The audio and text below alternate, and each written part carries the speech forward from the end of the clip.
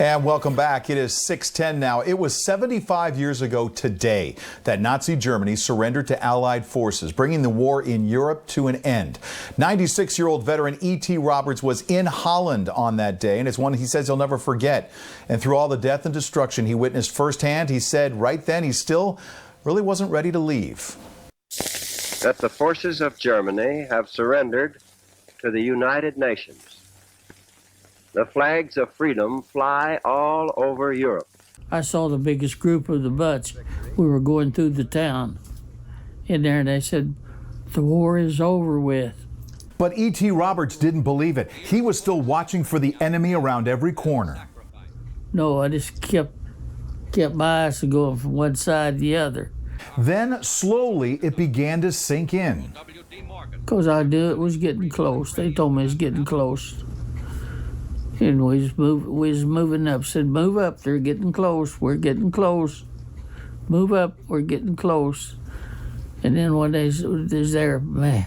And when his unit finally realized it, they started pulling off pieces of their uniform. Almost say, pull your patches off, your badges, and just forget it, now live. Mm-hmm.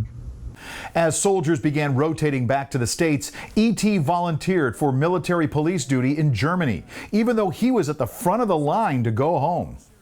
I had more points than any of them. I had 178 days in combat.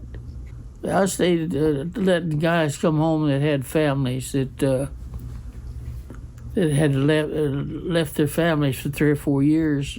It was because of that he got the chance to get to know the real German people.